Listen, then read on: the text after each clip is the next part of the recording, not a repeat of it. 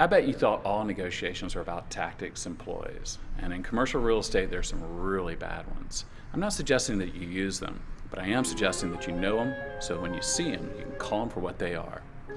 Lowballing is very common, probably the most common ploy that's used in real estate. The idea is that someone's going to make you an offer. It's the lowest offer they can come up with without insulting you, just to flush you out to see what other terms you might be able to offer up. Good guy, bad guy is used a lot, especially when you're dealing with landlords. The person who represents the landlord is the good guy, the person who owns the building is the bad guy. You start dealing with the guy who owns the building, he becomes the good guy, and all of a sudden it's the lender that becomes the bad guy. Call it for what it is, get the people in one room so that you can get a straight answer. Silent treatment is not used enough probably in real estate, and if you're going to use a ploy, this is probably the only one I suggest that you use, only because people tend to talk too much. I'm probably talking too much right now. But the bottom line is this: say what you need to say, get the offer out, make it as simple and succinct and concrete as possible, then get quiet.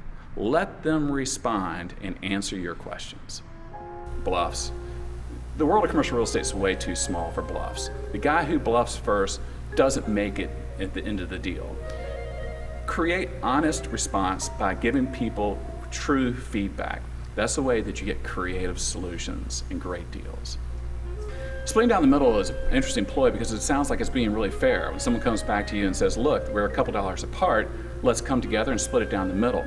But when it's not fair to you is that you've already capitulated to the point where it's your lowest offer. He came to you with a lowball offer, and so of course it's in his best advantage to split it down the middle. What sounds fair, splitting things down the middle, doesn't necessarily mean it's going to be. I'm John Culbertson, a Managing Director at Cardinal Real Estate Partners.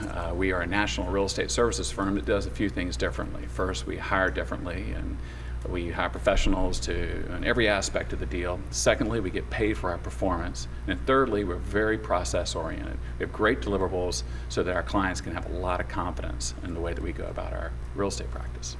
You can find us at www.cardinal-partners.com. If you're interested in our negotiation worksheet, go to the resources page. We have hundreds of white papers and worksheets and things that help you with your next real estate deal. For the do-it-yourselfer, it's a great place to start.